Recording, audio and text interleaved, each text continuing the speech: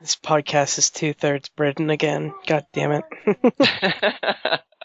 Damn straight. The years I've been doing it, where it's been like 3 quarters even, or 4/5 American, it's about freaking time we had more Brits.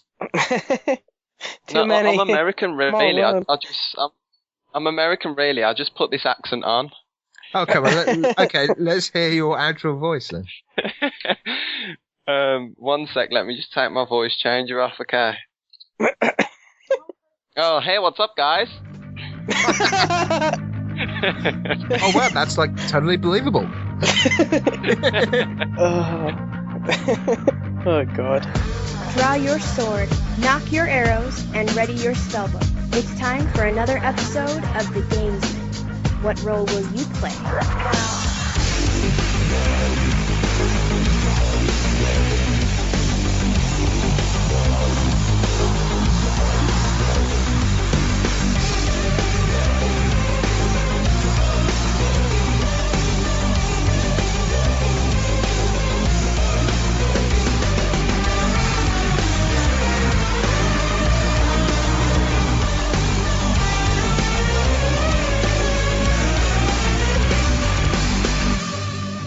Evening, guys, gals, and guildies, and welcome to episode 17 of The Gamesmen. The Gamesmen here to play roles, and I'm going to play the role of your host. I'm Amherst89. And with me today, I have two people. I'm going to announce the first one because he finally got a podcast up today, and nobody's heard him in quite a while. Mr. John Wilson, John Mal 55. How are you doing, sir? Yeah, I'm good, thank you. Thanks for inviting me on the show. It's actually really good to be on a professional sounding show, and a show where you actually do eventually talk about video games. I don't know how professional we are, but thank you. And the other guy we got on, of course, as always, is Mr. Dan Natman, Hardlydan. How are you doing, sir? Yeah, I'm pretty good. I feel I must apologise to all the people. Well, actually, I say all the people. They've already tweeted in with their stuff, so it doesn't really matter. But we are recording early because I'm going away for the weekend. Stag party. Dan's going to be naked hopping on stuff. It's going to be fun. Actually, I say it's going to be fun. We're going to Bude. We're going to Bude out of season. It's probably going to be pretty poor. But there'll be lots of booze and surfing involved, so it should be good.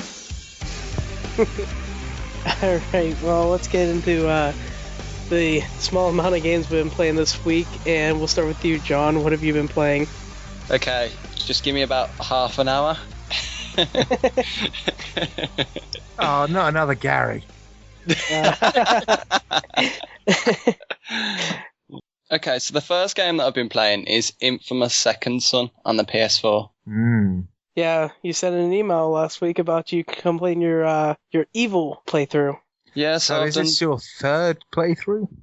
Well, right now it's not a playthrough at all because I've already went and traded it in. But it was a playthrough of my first one. I went through completely good. Every decision, I won't give away any spoilers, don't worry, but every decision, I chose the good option. I was the good guy running about, saving people, and just generally playing as a really, really nice guy. And then I decided to go through my second playthrough as an evil character just to see how the story branched out and if much actually changed with a lot of the decisions. And in my opinion, not a lot actually changes, to be honest. It sort of, it still feeds you down the same paths, but I was sort of expecting that, so I didn't really mind that much. Now, I've heard that. There's a certain journalist that whose videos I watch on escapistmagazine.com. And he was talking about how in the previous Infamous games, if you went totally evil or totally good, you ended up with this big badass power that would just level everything, and there was a benefit for doing that. And he was saying it didn't seem like you didn't really get that this time. It was just like, it didn't seem to matter really what you did. And it felt a little bit kind of shallow. No, the thing that I heard about the difference between like good and evil is the difference that your powers actually do. Like the way you use them whenever you're evil, they do something different than whenever you're good. Like, if you're good, they'll knock them out. If you're evil, like, it blows them up or something.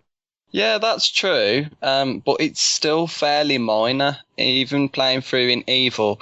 Whereas one power before, it would let you unlock the ability to put the enemies in sort of stasis, and they just sort of hang there in the air. The Evil one they'll still hang there, but they'll just die as well at the same time. Like, there's not enough weight behind the decisions for me to, or for anyone, I think, to really want to go, oh, actually, yeah, I'll choose the evil. Because you know how in some games there's shades of grey between evil and good. There's no shades of grey in this. It's really like, do I want to be an absolute... I can swear on this podcast, can't I? Of course you fucking can. Okay. Do I want to be a massive dick, or... Am I Hang on, wait. Gonna... Dicks? You thought Dick was swearing? Am I going to be a dick? Or am I going to be a good guy? There's no shades of grey. That did bother me a bit, but I don't want to sound like I'm moaning about the game. I did really, really enjoy it. I think it's the first time I've played an Infamous game as well, and it's fantastic. From what I've seen, it seems very kind of 80s neon-y disco with a lot of the powers and stuff that you can get. Or am I looking at something completely different? No, I can see where you're getting that from. The powers are really cool. I'm not really going to sort of go into the powers too much because I know that there's quite a few people that haven't played it. And the powers are like little surprises. Each time you get one, you're like, that is so cool. That they have done a really good job with the powers, apart from the last one, because you get it so late in the game that you can't really use it for anything. Yeah, I heard you get like at the last boss, and if you've done everything in the game already, then you can't really go back and do anything. Yeah, because I went really OCD. I went and done all the side missions. I built up all my powers beforehand. Then coming into the last boss, I got this pretty awesome power, but there was no one to use it on. I was just running around using it on randomers and random pedestrians, and yeah, it's a shame that it was at that point you got that power. I felt like it needed to be a little bit earlier. It'd be good if you had it for if they come out with DLC and stuff.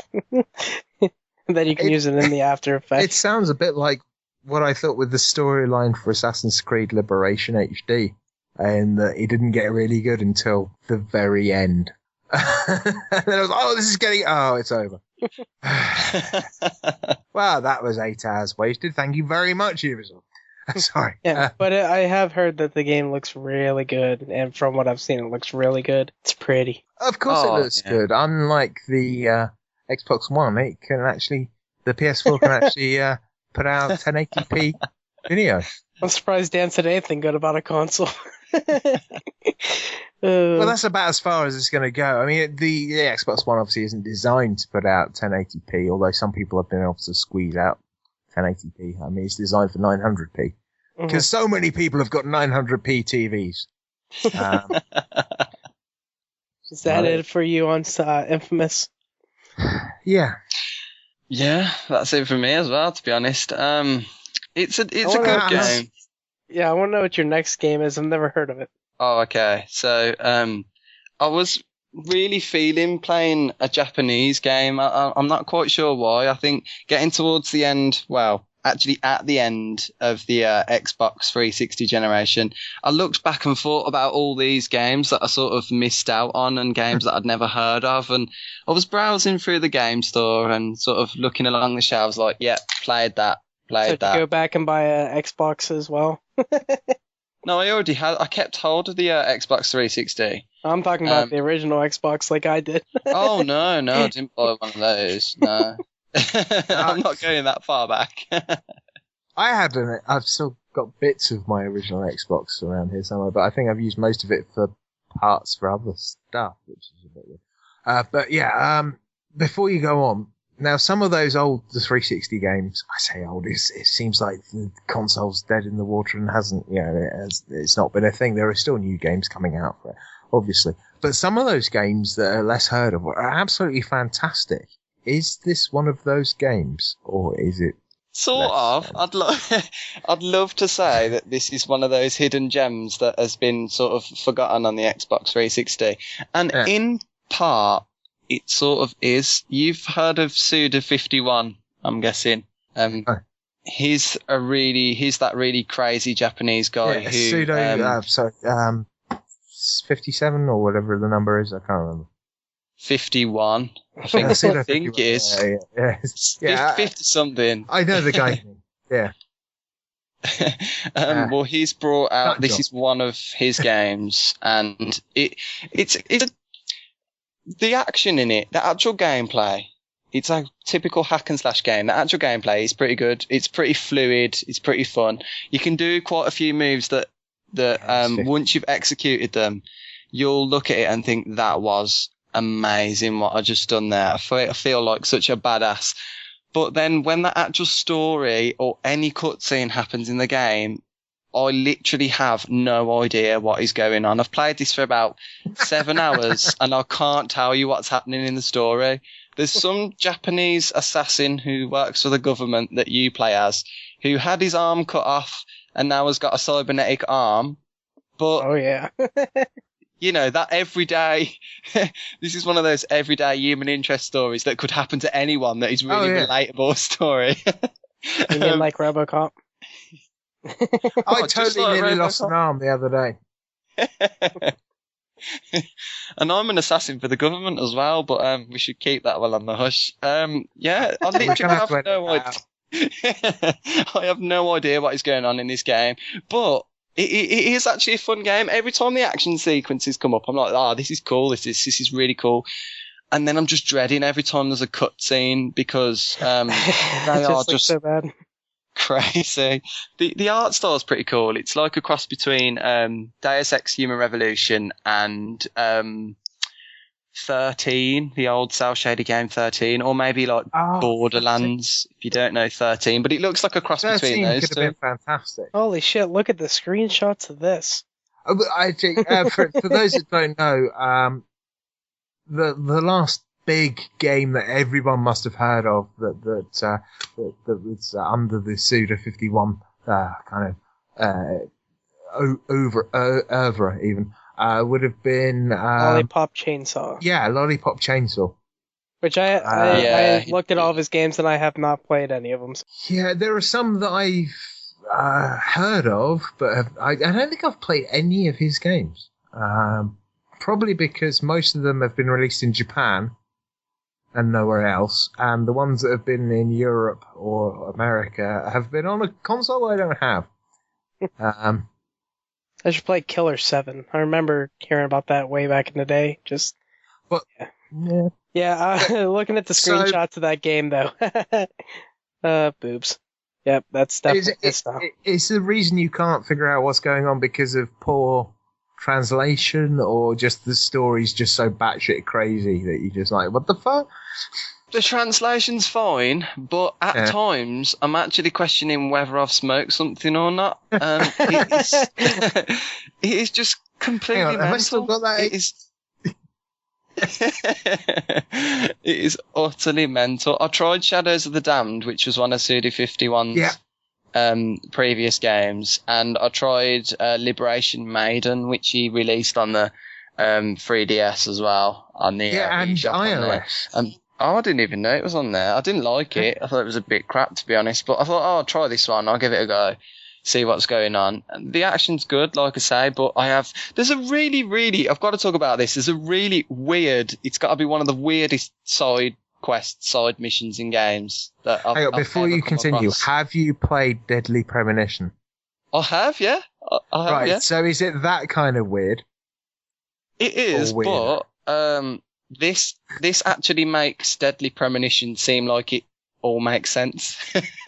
Deadly Premonition is a genius game. It is freaking awesome. You still haven't figured out how to get to work on my PC. A lot of people slayed it. It's a good game. Really good game. Incredibly ambitious for the kind of pretty much one guy that made it. But anyway, sorry. We've digressed again. What blew my mind, about Deadly Premonition, I'm sure I heard you guys talking about it as well, was that in those creepy scenes where he's talking across the table, that ridiculously long table to that old woman. Oh, yeah. The music that's playing is, was it the Mario theme that was being whistled?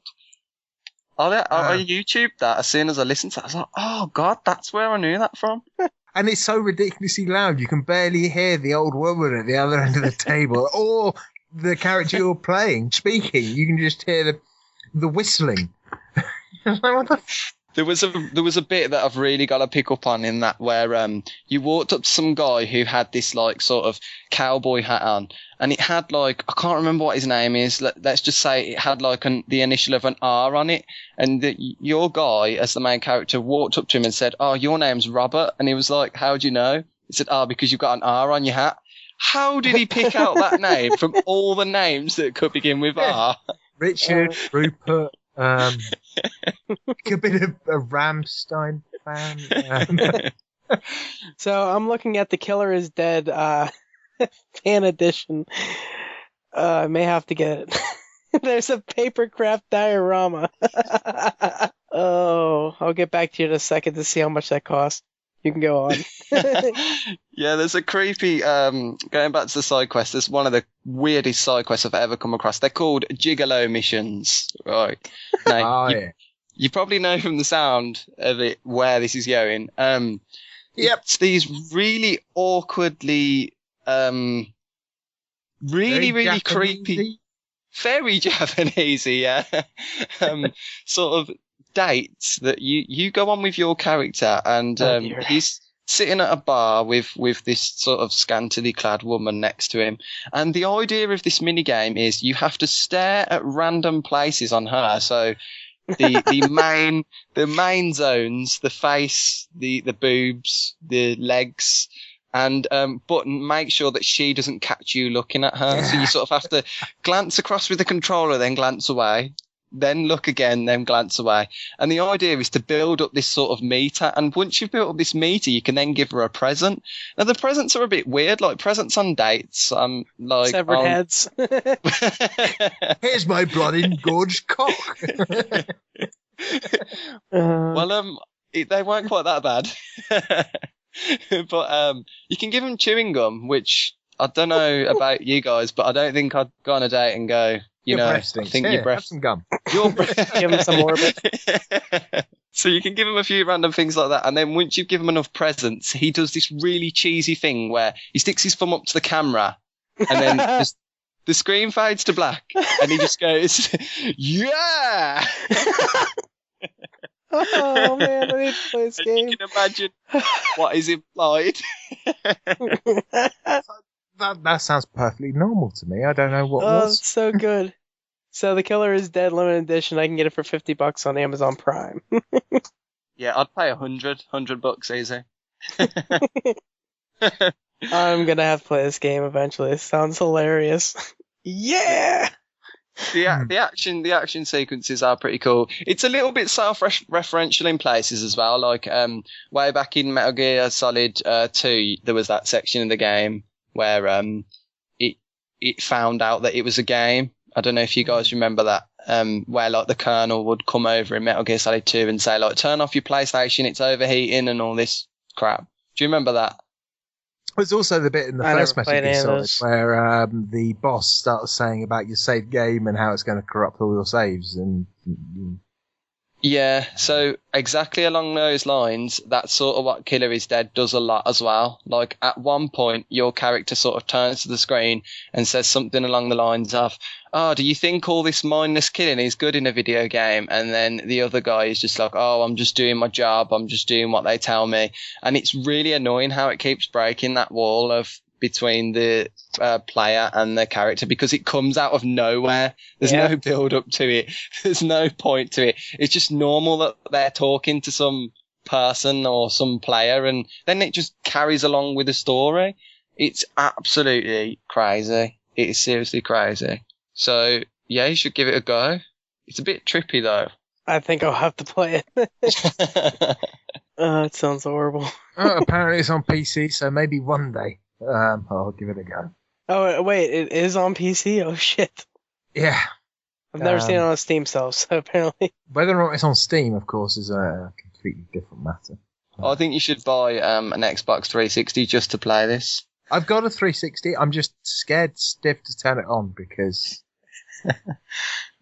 I'm not entirely sure how much dust is in there now. It's been a while. And part of me is tempted to, I'm running out of space on all my hard drives, and I'm half tempted to take apart the 120 gig hard drive I've got in there just to get a little bit more storage. But anyway, let's continue. Just the last thing, and I'm not going to talk too long about this. I like to play the most recent games and games that have literally only just came out, which is why I've been playing the original Pac-Man. Yeah. And Oh, yeah. I've been trying to get a review copy, but it's been terrible. The bar that I drink at has just had one of these sort of retro arcade machines fitted. Wish my bar would have one of those. It's pretty cool. It's one of those tabletop ones, so you can sit your drink right on top of the screen, and there's like 2 joysticks either side of the machine, like with a few buttons on there, and basically there's like Pac-Man, Galaga, 1943.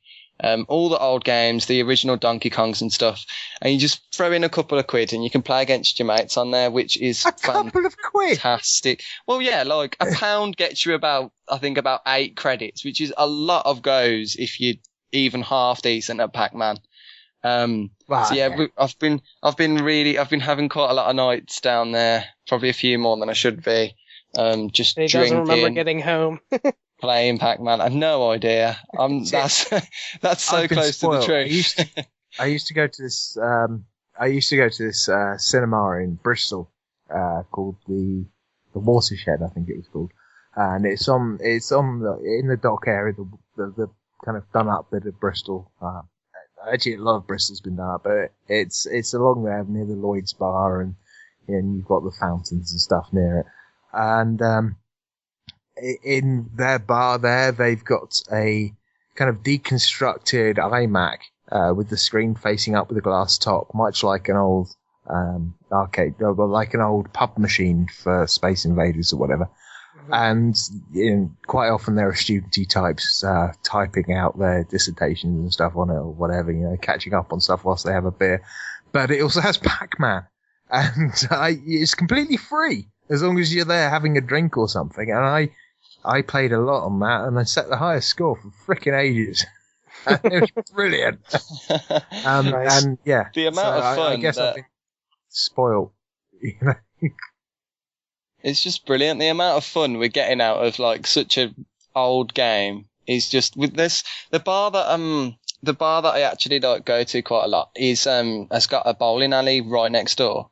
One of these really big Hollywood Bowl chain bowling alleys, and that's got a like full arcade that's got loads of different stuff in there. But instead, we're sitting in the bar playing Pac-Man. Of course you are, because you can play all those arcade games at home in the comfort of your own house without having to spend overly priced bowling alley beer charges. Exactly. And wear stupid shoes. Yeah, That's can't why I got really my- play Pac-Man at home. I can try chasing people around in the dark, listening to some techno music and running around chasing after pills. And But just going waka waka waka waka waka. There was a really cool thing that started with a while back with the whole AR thing, and people having GPS on their phones in New York, where someone would be Pac-Man and other people would be the ghosts, and because New York obviously is based on a grid system, they'd play Pac-Man in real life. That's just awesome. Genius. And if you were Pac-Man and you got to a certain point, that would have been a pill, and then you could start chasing the ghost, and they'd all get alerts so that he's chasing you now, and run away. I was like, that is freaking genius. The only thing that would make that better would be having like Google Glass and then an AR overlay, so that you could see them turn blue, and you could see the people that are ghosts. I just thought of the coolest thing ever. Make a bumper Cheese car. on toast. Yes. Oh, No, sorry. make a bumper car like an arena, and set it up like a Pac-Man stage.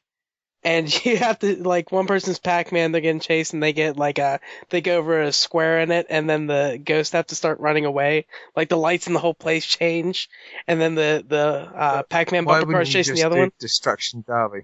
because bumper cars are safer. No. With the bumper cars, Destruction Derby or Carmageddon. Because Pac-Man's cool. Right, you have to go Destruction through, like, Derby and corridors. Carmageddon weren't cool. I never played either of them. Destruction See what I've got to Derby deal was with cool. Destruction Derby was really cool. That's like, one of my favourite ever racing games. It was brilliant. I'm not a racing game person. It was less racing, more destroying everyone else. Yeah. Well, that sounds like Burnout then. In That's all I a did in big Burnout. circular pit. Oh, damn. So Anyway. that wraps up everything I've been playing. But I do like that Pac-Man idea in the dark with the bumper cars. I think I might set that up for Eurogamer this year and have everyone giving it a go. Now, the thing to do with the Eurogamer, obviously they don't have an electrified ceiling. So it would be a bit tricky to get bumper cars running through the place, but maybe set up some kind of AR Pac-Man thing going on, or perhaps maybe a kind of hide and seek or game of it or something with AR. That could be pretty kind of cool. Oh, that's a good idea, but it doesn't really matter whether the ceiling's electrified or not. We'll just get the bumper cars in there. We'll make the sound effects ourselves.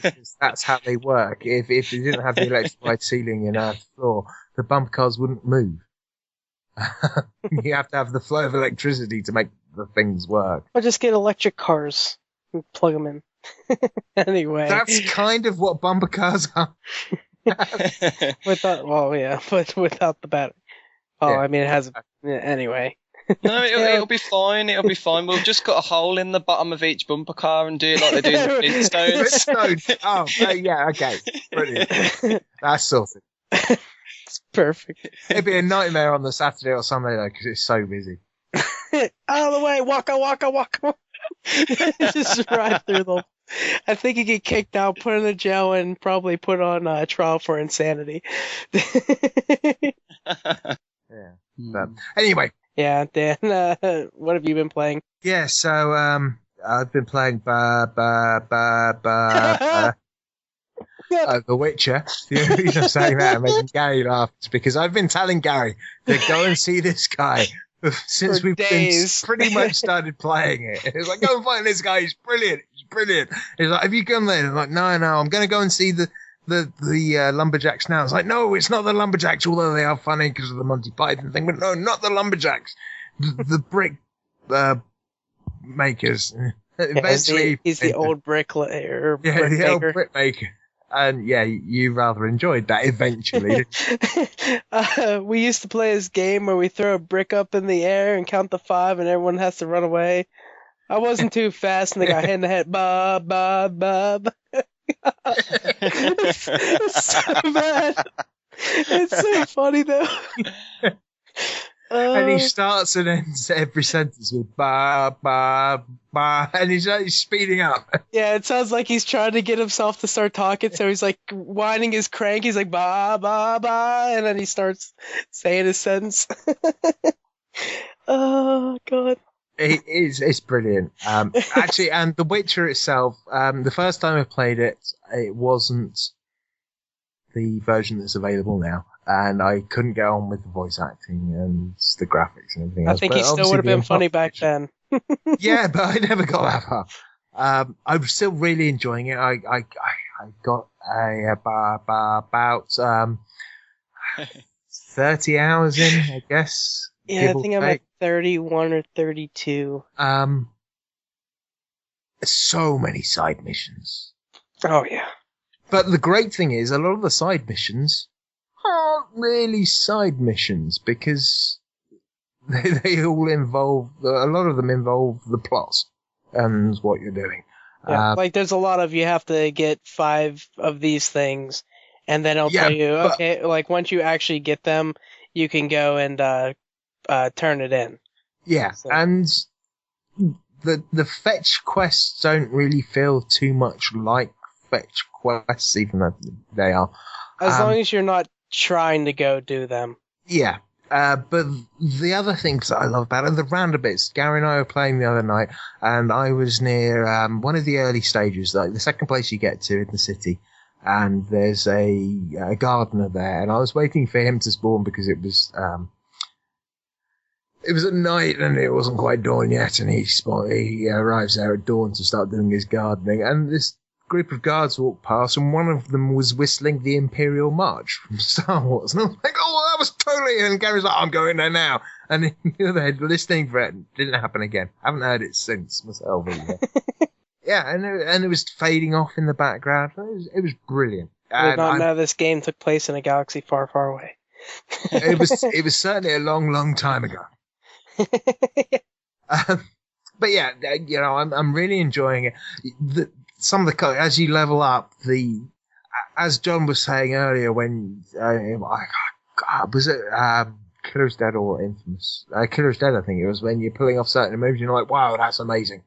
There are certain, you level up your character enough, and he's doing crazy shit with the sword, and it's doing like brilliant. backflips and like roundhouse kicks and shit. Yeah, and I'm putting all of my stuff into multi-combat because that works really well when there's just one anyway. So I still switch. Well, I'm taking up pretty much everything even. Like I'll get, like I'm up to what would it be, like the fourth tier in the levels for like the weapons, and I just keep taking them up like one at a time doing that, and I've got them all up in their lower levels and stuff, and he is kicking ass.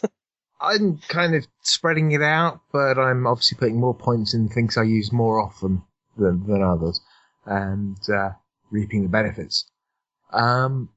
Yeah, obviously it's a really, it's a fairly old game now, and I'm pretty sure that most people are listening to this either have played it or have no intention of playing it. If you have no intention of playing it, but you do like RPGs, you are doing yourself a disservice not playing this game. It's absolutely brilliant. I am enjoying every single minute of it. It never feels like a chore. But back when Gary and I were playing the beta of Elder Scrolls Online, it felt like a chore. I was like, I'll play a bit of that. And then half an hour in, I was getting into it. This game, I'm like, I can't wait to get back. Gary the other day said, I can't wait to get home and play The Witcher. It's that good. It really is. I can't believe it's taken me so long to get into this game. You should be playing it if you haven't played it. If you like RPGs, this game is a must. Yeah, and it always goes on sale on Steam for like $5, the 1 and 2 for like $5 each. Someone tweeted me the other day saying, should I get The Witcher 1 and 2 for $6? And I'm like, do you like brilliant RPGs? And he was like, yeah. I'm like, well then. It's fantastic. In fact, The Witcher still stands up now. I mean, it still looks good considering its age. It still looks fantastic. The cutscenes are a little meh. Yeah, but that's just, it's an old game. And if you're a PC gamer and you want to make it look better, there are mods out there. You can make it look as stunning as you want. But at the end of the day, the story is what drives an RPG. And the story is getting there. I mean, the start is brilliant because the character you play has lost his memory. And so you know as much as he does, which is a brilliant premise to start a game. Because you're learning as he's learning.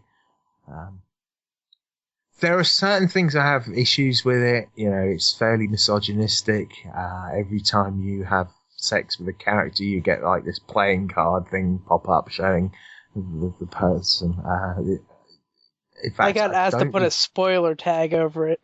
I don't even know if you can actually,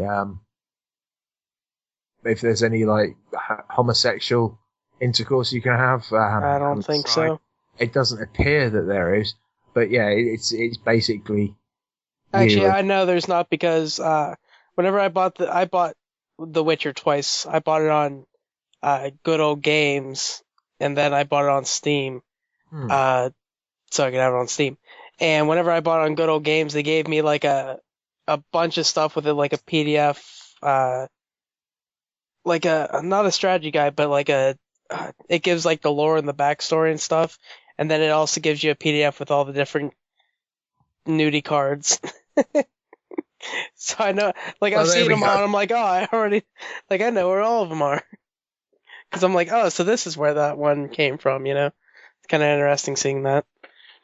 And you gotta have sex with everyone, I mean, jeez. I need to read the book though. The book, I want to see how the book is to the game, or probably vice versa.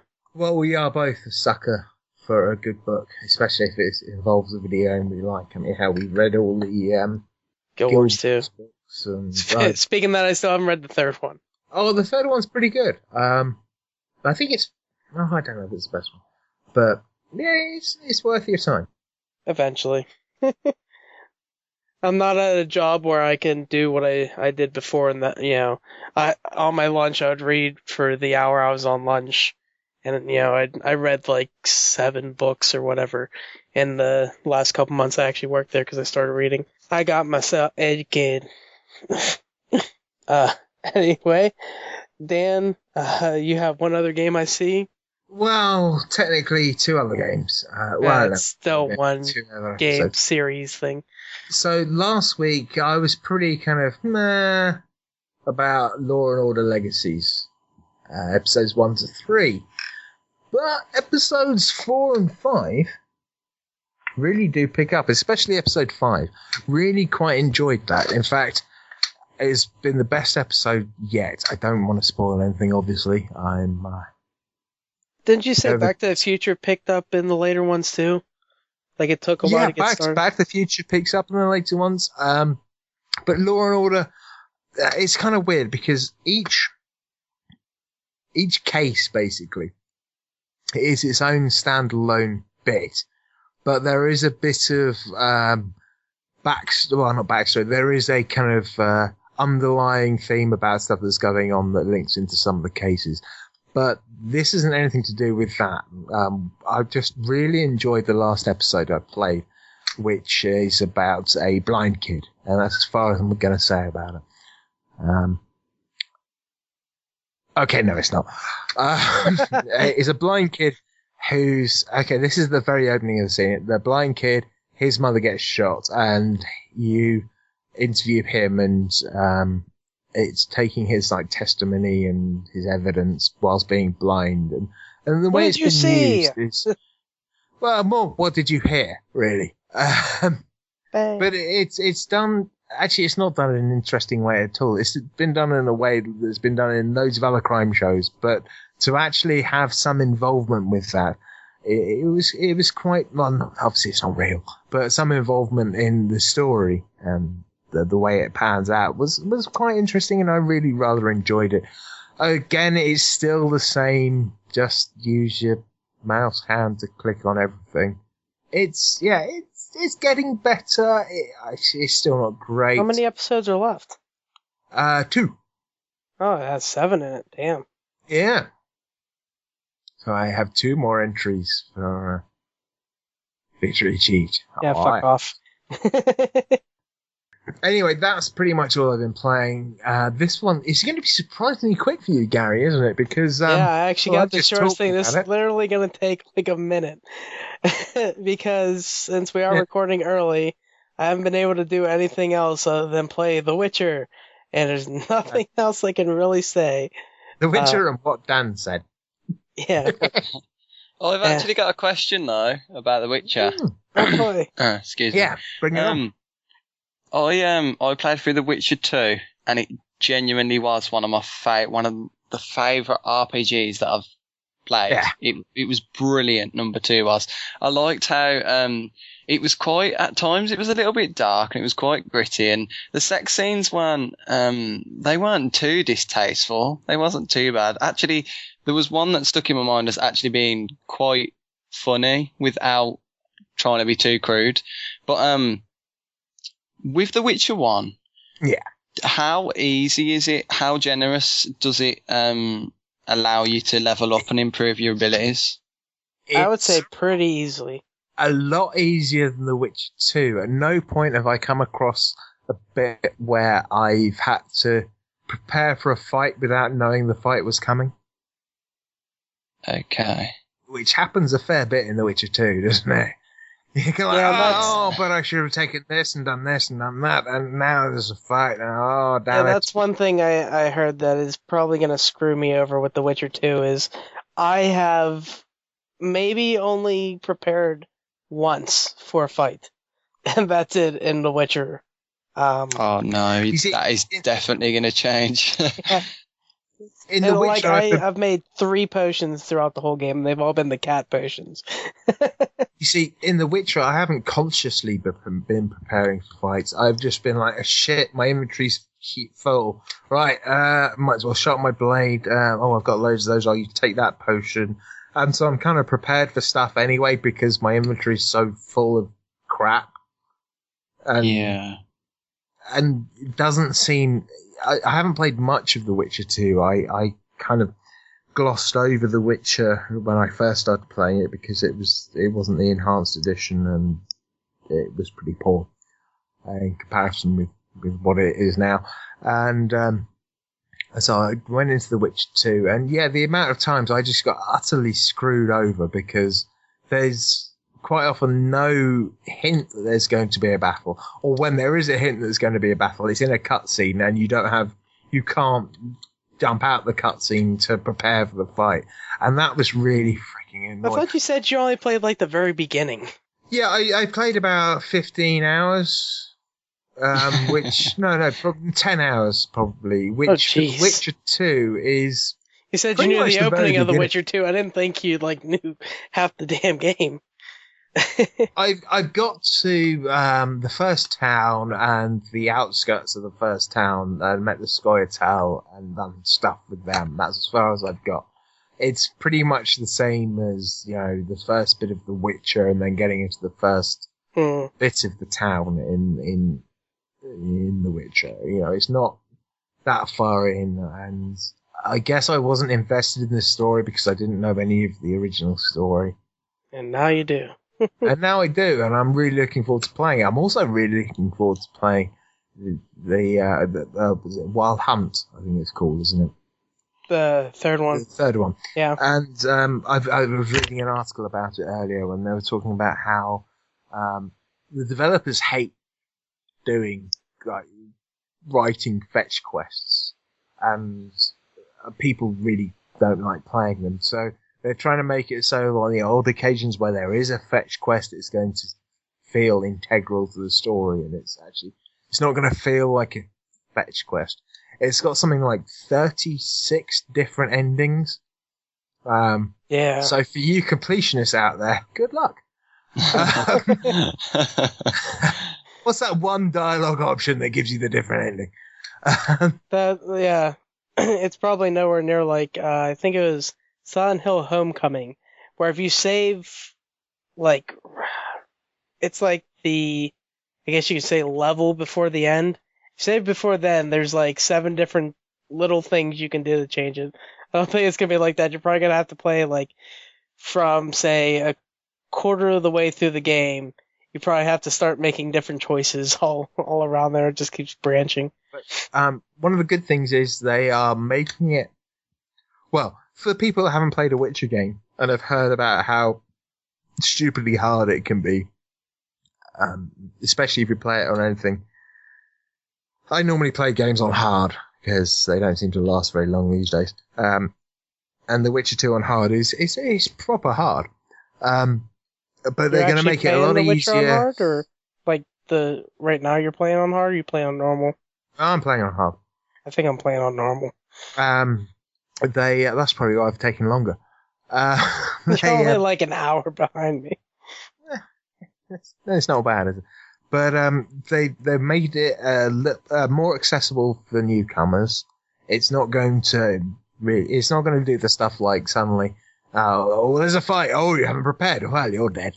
There's not going to be that kind of stuff. I think the third one, they're going to be able to equal everything out and, make it perfect.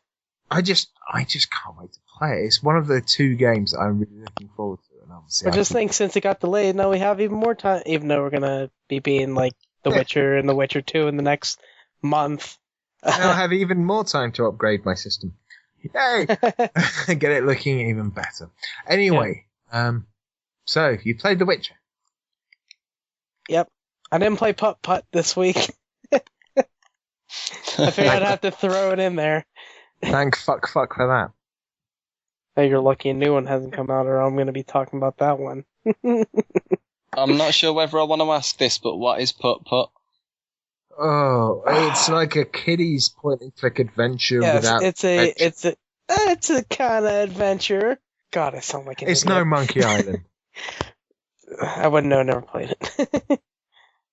Still need Do to you play see what that. I'm dealing with here? He's never even played Monkey Island. Everyone always says about it, and I just have never... Can I play it on the PC? Like, get on Steam? Yes, you can. Can I get on Steam?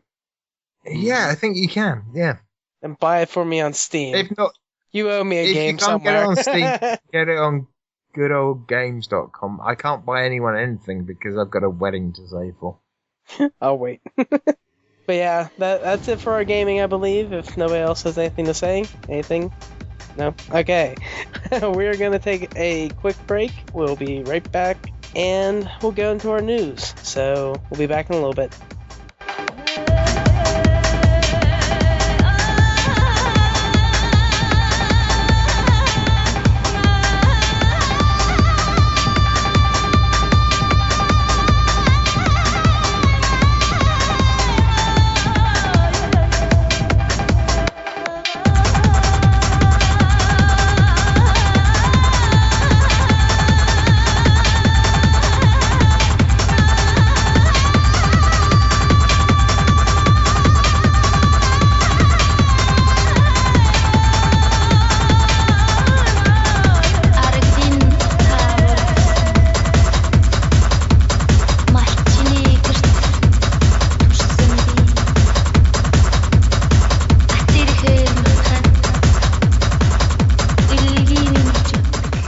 Okay, we're back, and it's time for the news. There's some regular news, and then there's just some crap that I decided to throw in. But I'll start off with the first one. And apparently, the Wii U has been out as long as the Dreamcast has been. And it sold about half as much as the Dreamcast did before it got canceled. So, I don't even know. Well, luckily for Nintendo, it's not their only console, and their handheld devices seem to be fairly strong. Yeah, and nobody's heard anything about the Wii U, or Nintendo saying anything about, maybe somebody will ask them and they'll answer something. Since, be like, Dreamcast has sold twice as much as you and it's been out this long. What are you going to do? But it says, like here, MCV writer Ben Parfit has tweeted that the Wii U is now the same age as Dreamcast when it was discontinued by Sega. Wii U has actually sold half the number of Dreamcast had at this point. Sega Dreamcast completed its global rollout by November 1999 and then was ultimately discontinued in March 2001.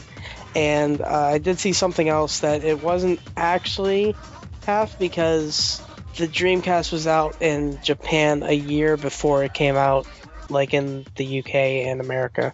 So it's even with that, I think it was still a really, really low number. Like it sold, I don't know, 3/4 of what it did at the same time. So it's still, lower than what the Dreamcast sold. Yeah, the best thing I can say about this is in this article, there's an advert for some brass knuckles with spikes and a hatchet attached. When it comes down to it, I suppose it's really quite sad because if there was one, I guess you'd call it current gen console that I was going to buy, it probably would be the Wii U because they have the most first party games that come out. No, they don't. Not when it comes to gaming in total. When it's consoles, then yeah, they do. But yeah, PC I'm talking about the consoles. Just setting that straight there. Yeah, but all the consoles, like, they put out the most games, for them. I mean, hell, 90% of the stuff they put out is like first party. It is quite a worrying statistic that they've sold. Let's basically say fuck all. But I do want to see what happens whenever Super Smash Brothers and Mario Kart, and if they get a Zelda out there, see like how much it picks up after that. Because Mario Kart is a big seller.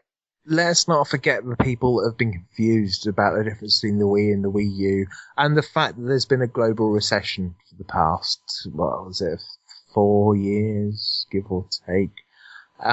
So, yeah, that might well have something to do with it. But then, of course, apparently the Xbox One sold something like 1.2 million units since it came out. So, all right, let's get off of the sad Wii U stuff.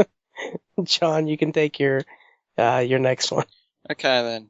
So, one of the biggest gaming events of the sort of whole gaming calendar is E3.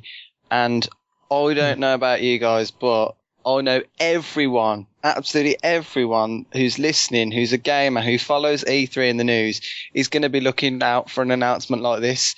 Capcom are getting ready to release Resident Evil 7.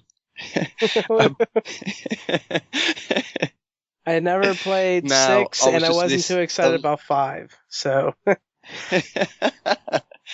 Well, this isn't confirmed as of yet. It's just came out that Capcom might be getting ready for Resident Evil 7 for E3. They're not quite sure if it's just one of those things that has been lost in a bit of a dodgy translation, and that they're not 100% sure at this stage from this article from the Metro whether it's actually been confirmed or whether it's rumour.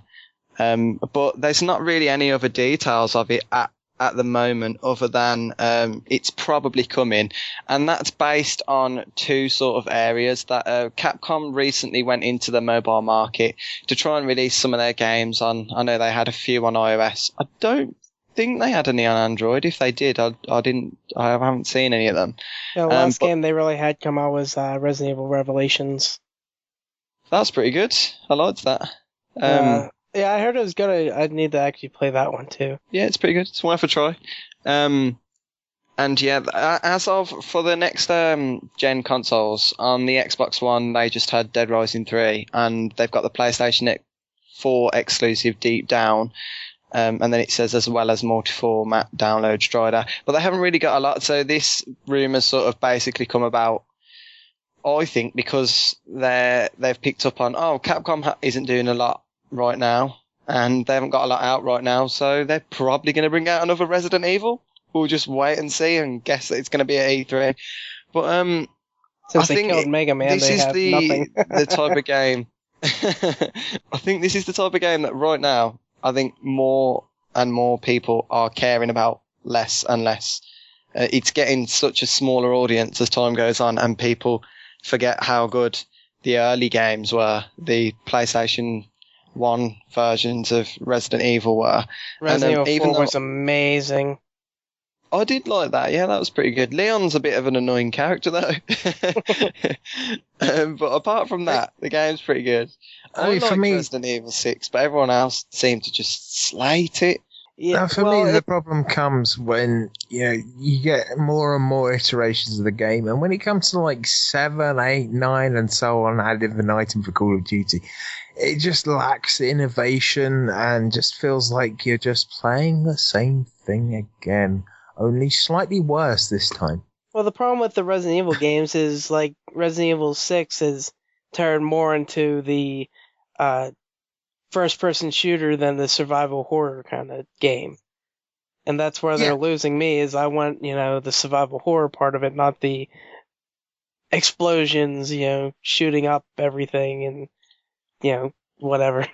Well, do you know what the two main games that the marketing people that are in control of the budgets and what gets made and what doesn't get made are actually looking at the moment? Yeah, that's the problem, is they want the stuff that's going to get those people, and Farmville.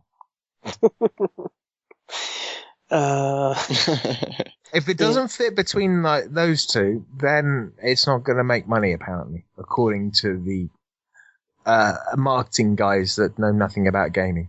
Yeah, that's the biggest problem with the gaming industry, and that's why indie stuff is so good, is because they don't have to worry about, people telling them what they have to do or what they have to put into something. Most of the people that are in charge of the big companies have nothing to do with gaming. They've come from marketing or sales backgrounds. They know nothing about video games. They're just there because they can make numbers work.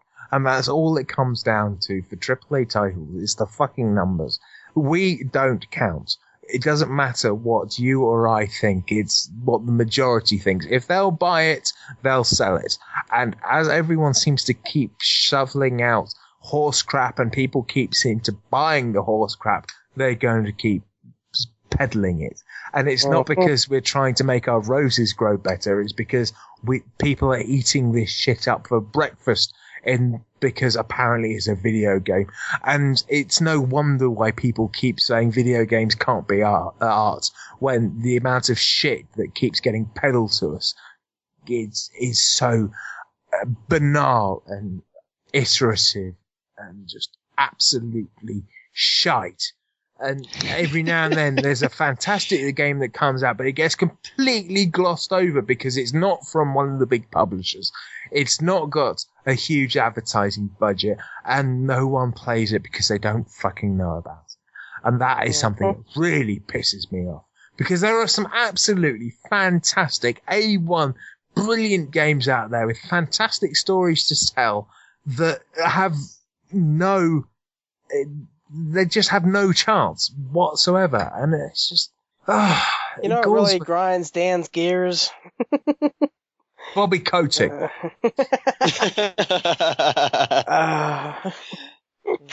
You know, I'm gonna put that at the end of the episode. Scotsman's little thing about Kotick. I just love the fact that as a PC gamer now, that I can play weird stuff. And okay, Goat Simulator's had a load of press recently, but you know, I've played it, and there's loads of other weird little games that I play and actually really love. Actually, I wouldn't say FTL was a weird little game, but it's a great little game, and I've been enjoying it immensely recently, especially with and actually, I just went back to I forgot to put that in myself. I've been playing the fantastic Space Zombies and Pirates. Oh, you actually played that? Yeah. But yeah, cracking little game. Absolutely brilliant. Narrative by Total Biscuit and, well, read by Total Biscuit. And yeah, loving it. But so many people have never even heard of it. It's a cracking little game, and it's all of what, $5? Yeah, I still need to get it sometime. You always tell me again, I'm like, I'll get it eventually. Let's get off of this one. Let's go on to the next one that I really want to go on with. Dan, take the next piece of news. I'm so glad I edited this. Okay, right, there's an idiot in the news, and he is from Australia. Wait, hold on. There's an idiot in the news? This never happens. I know, and he's not actually in the gaming industry. This is fantastic. Okay, well, apparently, the bit I'm reading now is actually from Kotaku. But it was, I think, first shared by basically the Australian version of the Daily Mail. So I'm going to have to start trying to do my terrible Australian accent. And basically, hello, mate. No, you see, yeah, dingo. That's like Cockney Aussie, and it's really I fucking don't weird. fucking know. I can't talk to you people or Australians. Okay, I'm just going to read this out and tell me if my Australian accent is terrible or not. Actually, I don't really care. But he goes, usually the worst you can expect from a Call of Duty opponent is to be a little salty after losing a match. Maybe they'll curse a little, but maybe they'll rate you badly on it. Fuck it, I've given up on that. But basically, what happens is this one guy, 17-year-old Rafael Castillo from somewhere in awesome name. He basically got his ass kicked on Call of Duty and used Skype to call the police, claiming that he was. Oh no, sorry, no, I've got that completely wrong. So that, anyway, this guy's playing COD, gets his ass completely kicked, and then he uses Skype to call the police, claiming that he was the 17-year-old Rafael Castillo, the guy who beat him, and that he just killed his mother and might kill more. And the cops, unsurprisingly, took this supposed threat seriously and sent in more than 60 officers, including SWAT, into this guy's home in Long Beach. And there were several operations. There were choppers, fire trucks, a 2-hour standoff, and the police found that his mother was alive, and it became obvious that something was amiss. They tried to cool down this guy for 20 minutes, but he was too engrossed in his game to hear them. That's so good. Brilliant. He must have had some awesome fucking headphones. But yeah, man, the choppers in this game sound amazing. The police are saying that a disgruntled gamer who called in the prank probably tracked Castillo's IP address to figure out his home address. Which is and ridiculous. Earlier, he'd received threats from his Call of Duty opponent who was upset that he kicked his ass, basically. And there's another quote. Apparently, the prank is called swatting and it's becoming more and more. It's happening more and more. Basically, no. Instead of just griefing someone and using your intelligence and linguistic skills to put them down, or actually, I don't know, maybe your skills in the game to actually kick their fucking ass. No, now you just call the SWAT team on them and hope that, I don't know what, they're going to get shot. Jeez, man, it's fucking crazy. Oh, I've gotten so many. Well, not so many. I've gotten some, messages from people being like, "You're a piece of shit. I'm gonna kill your mother," or whatever. And they're just reviews from the podcast. But no, whenever I was playing on Xbox Live or I was playing Halo or something, you get those messages. This kind of took it to the extreme, way up there. This is kind of amazing and wrong and just fucked up. I mean, whenever I've not done anything anywhere near that bad when I've been playing a game. It's like, I haven't even broken a controller. I guess I'm a very calm gamer. I might mute my mic and just go, "Grr." But when it comes to talking about the gaming industry, Dan could break a desk. Oh yeah, because the game industry is more broken than the shite they peddle. More broken than the games they make. Well, that's kind of what I said with the shite they peddle. Yeah. I have been guilty of sending the odd message here and there. Nothing too bad, but the odd message when I've been a bit angry. But I followed through on all of my threats. So anyone that I threatened to kill, I actually did go and kill them. And you've also gone through an incredible amount of boxer shorts. What's that thing you have on have had on the Play Vault? Oh, you had like a segment shit talking somebody or something. Oh, I can't remember what it was.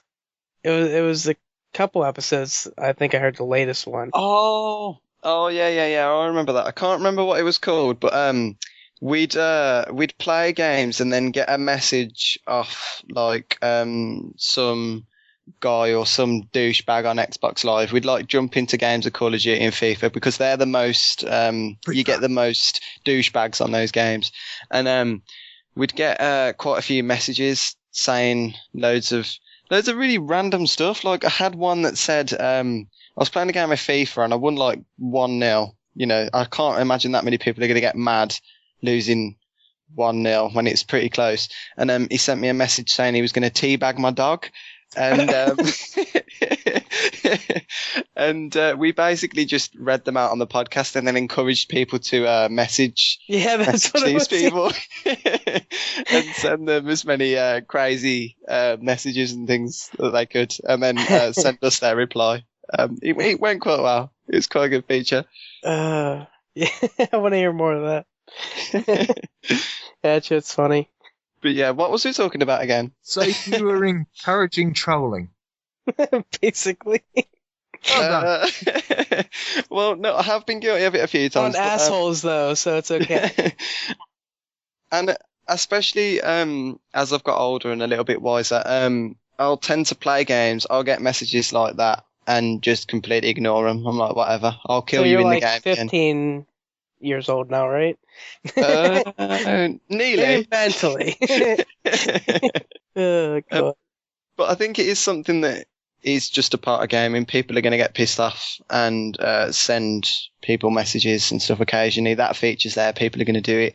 I've been playing a game that I actually forgot to talk about earlier called an indie game on Xbox 360 called Apoxy, which is just a DayZ clone, basically.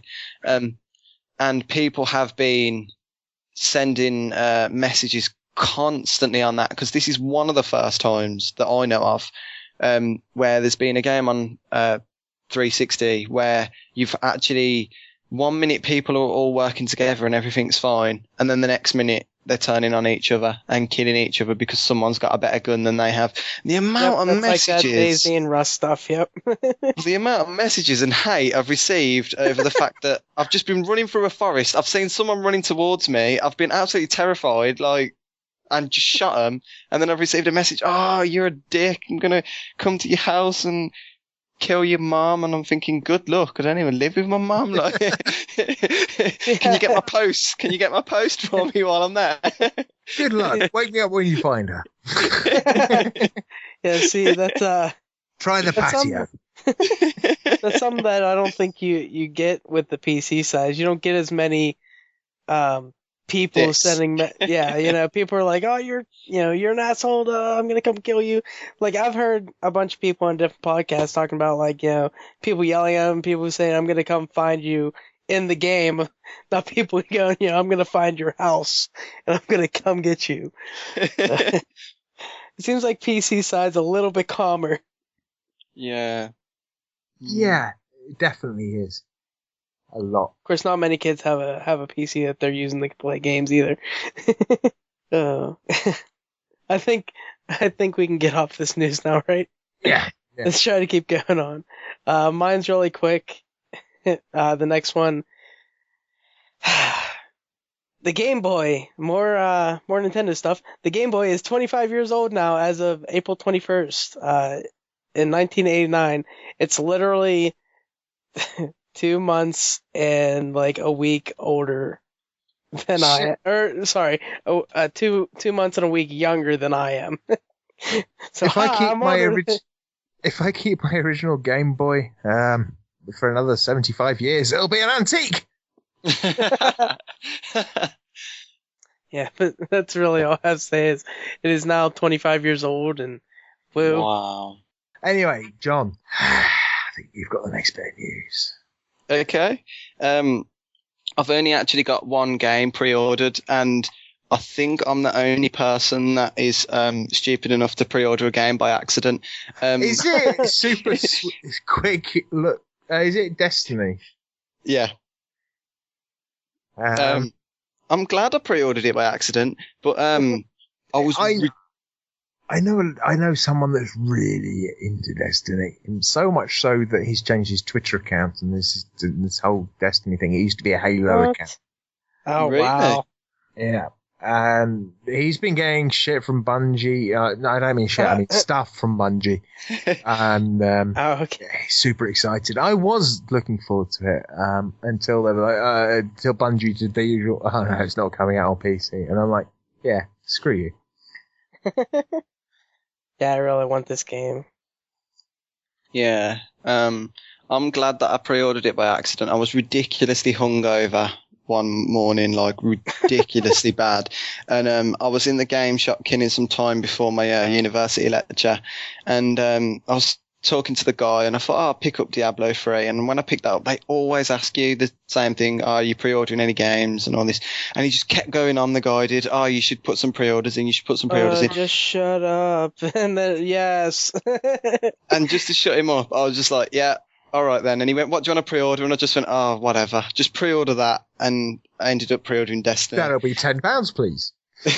Which was really lucky, because if I'd pointed to the one above, it would have been Disney Infinity, and I'm actually I'm quite glad that I pre-ordered this instead. I paid in the £5 just to stop him talking. And when I pre-ordered it, I had no idea what the game was. I literally had no clue. Wow. Checked it out while I was in my university lecture. Watched a few of the early videos and stuff, and it looks pretty good. And it does actually look really good. I'm surprised it's not coming to PC though. Has Bungie done that before? Yeah, Bungie are arseholes. Well, it's like Halo. How many 1 Halo was on the games are PC. available on PC right now? Halo 1 There's and 2. one. No, they're not available anymore. The only one that you can get on PC at the moment is that twin stick shooter thing that came out on. Oh, that's Spartan Assault. Spartan, yeah. Oh, that's bad. That is. Yeah. I think that's a Microsoft thing that did that. I don't know about Destiny. That started off just not wanting to support PC in the first place. Surely they're shooting themselves in the foot though, doing something like that, because I think PC players they'd love this, wouldn't they? I mean, everything with PCs, with console gamers, always seems to come down to the numbers. How many units have been sold for this console? Wherever, how many pixels can it display at once? This does 1080p, this does 900p. The most amount of players on a single platform is PC. Yeah, it's been like that for 3 years though. Yeah, it's been like that pretty much. For a long time.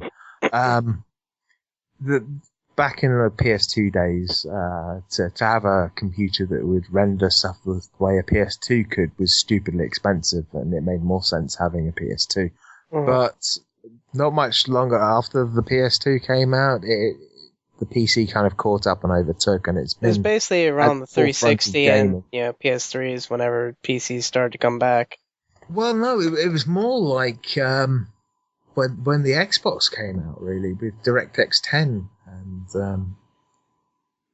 stuff like that. But that's when it started becoming a lot cheaper to buy PC bits, and it's just got cheaper and cheaper. To the extent where over a year ago I built a PC for about the same money as an Xbox One that actually performs better than a Xbox One or a PS4. It's kind of crazy. I don't actually see the point in consoles anymore. I really don't. But anyway, Destiny, it looks fantastic. I'd love to be able to play it. Mention the classes that are actually in this thing. Yeah, so... supposed to get set. What this whole article actually does contain, as Gary just alluded to, is the classes have been announced. Well, 3 have been announced. I don't know if that means there's going to be any more. But the 3 that have been announced are the Titan, the Warlock, and the Hunter. And the Titan looks like it acts as sort of a more sort of brute force, heavy tank set type of class. The Warlock looks like it has some sort of telekinetic abilities, and the Hunter looks more like your sort of typical stealthy kind of rogue sniper, rogue, yeah. I think out of the 3 for me, I'd probably play as a Hunter, to be honest. I like sort of sneaking around, sneaking up on people and shoot them in the back of the head. Yeah, I think I may go with Warlockish, I think. But like the thing that if you want to refer to Call of Duty, you got the Titan is like the tank or heavy assault or whatever you want to call it. I don't play Call of Duty, so I don't know. Warlock is like the regular assault, like medium weaponry, and then Hunter is all the light stuff, like the sniper kind of person, I'd say. Yeah. Well, I'm not going to play any of the classes in that game because Bungie, you suck. You got PlanetSide 2. It kind of reminds me of that with how the guy looks, or one of the characters look. Yeah, but PlanetSide 2 is awesome, and it's already out. Yay! Moving on, next piece of news. Well, finally, I think I talked about this a while ago, and part of the reason why the Xbox One hasn't really sold that well is because it's not actually been released worldwide. This isn't going to help them out too much. Well, there's a lot of people over there. But Whether or not we do actually have any listeners in Japan, I'm not entirely sure. If we do, I have seen clicks on the site for it. Yeah, clicks are actual listeners. But if you are listening to this and you are in Japan and you haven't already managed to get hold of one from somewhere else and use like power converters or whatever, on September the 4th this year, you will be able to buy an Xbox One. Woo! But Japan hates Microsoft because they're Microsoft's assholes, Japan. If anybody in Japan actually likes Xbox, let me know. I'd love a Japanese email because I love your country. You won't be able to read it though. Yeah, you can. There's all this translating stuff. Google Translator actually works so okay. well. It does. Hey, it'll be just like... they don't work. When you go from a language like Japanese to English, it doesn't work that well at all because I used Google so Translate on a differences. website, and it worked pretty well. I could actually know where I was going. So I think it'll work good enough. I'll read your damn email. It's like reading a badly translated or spam set of instructions or a spam email. Just like the translator from voice to text. Like on our thing that I'll talk about after we get out of this. Oh, yeah. But yeah, good news for those in Japan. No news for everyone else, I suppose, because it's already out. If you are in Japan and you want one, just buy a PC. It's better. They probably have good PCs over there. Of course, that's Korea that does like the super crazy StarCraft and all those kind of MOBAs and whatnot. But as I said previously, and I just don't see the point in consoles. I really don't. But anyway, if you want one and you're in Japan, Xbox One, September, what would you do? It's only how long has it been out? Oh, well, it'll be like 8, 9 months. It'll be 10 months by then. Or no, yeah, 10 months by then. Because it came out in November. Well, have fun with that 900p. You can finally get Titanfall on that over there. Anyway, speaking of Titanfall, we're going to move on to the next piece. And I could not find the article with this, but what I've heard is Respawn is actually coming out with, I guess you say, unpaid DLC where it's not really downloadable content because it's just an update for the game. But they're coming out with like new modes and stuff. Or when they do come out with new modes for the game, those are not going to be paid. Only like the map packs and everything is going to be paid. Thank God for that, because there's enough damn maps. And the one thing that pissed me off was all of those game modes were... Well, we'd seen them before. They weren't new. They were completely iterative. And 2 of them were like completely the same. Just how you got points was different.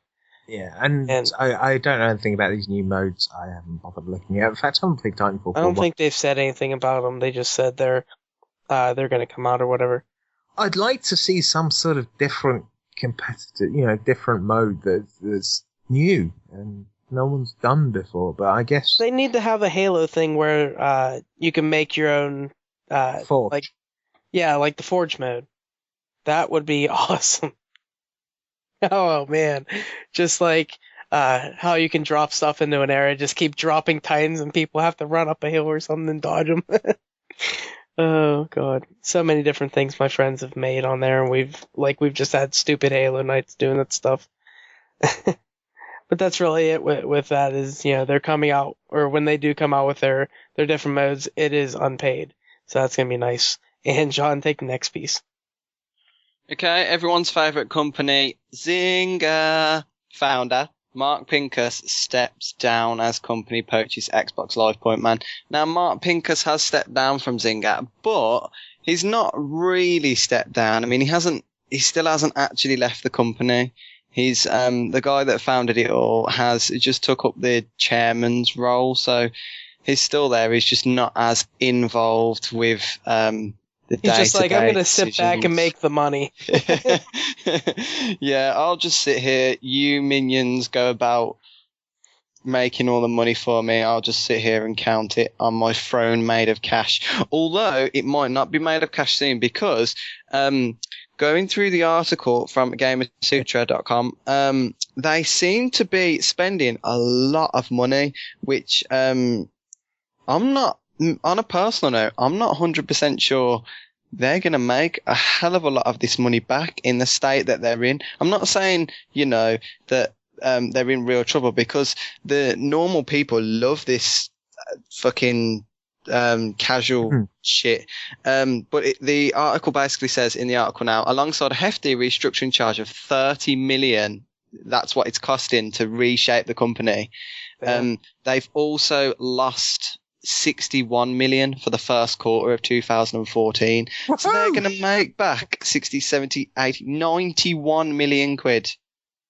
No, is that loss, or they didn't make as much as they did last year? Their net loss is 61 million. But the restructuring charge, that because they're going through restructuring at the moment, is 30 million. So those added together, they've got a lot to bring back. And I'm not even sure that Farmville and sort of, what else have they got? Poker and they have Farmville, Castleville, Stupidville.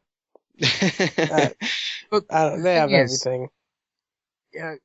Steve and I talked about them a while back, and Steve said... We just mentioned them 2 weeks ago about somebody leaving.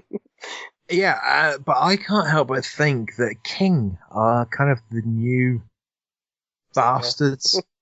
They're the new singer. Especially, with their Candy Crush saga and everything else saga, and trying to stop people using the word saga, much like... Bethesda, or whoever it was, tried to... Yeah, it was Bethesda Scrolls. trying to get Scrolls. Yeah. And it's kind of... every time... when I'm round at my mother's, because I only ever watch live TV round at my mother's because, well, there's fuck all else to do. When I'm at home, I'm playing games.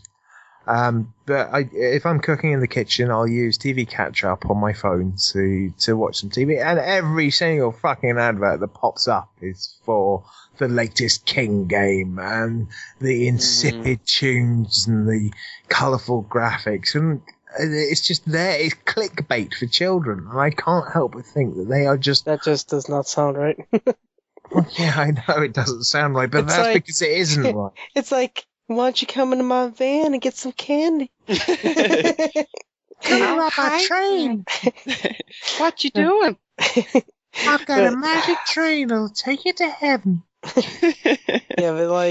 that's the reason I don't go on Facebook almost ever, is because, you're always getting a frickin' notification for this person has invited you to play Farmville. Do you know what fucking game that I got invited to play the other day was? I don't know what it was called, but it was something about odd socks and how you play with other people to help them match up pairs of socks. And I'm like, really? What the fuck? No. This is fucking ridiculous. I have a hard enough time in my own real life finding matching pairs of socks. That's why 99.9% of all my socks are black, because it doesn't matter. As long as they're a similar thickness, I don't mind. I don't like a thin sock and a thick sock. They've got to be a similar thickness, but if they're all black, it doesn't fucking matter. My problem is the height. You are short. Like... Yeah.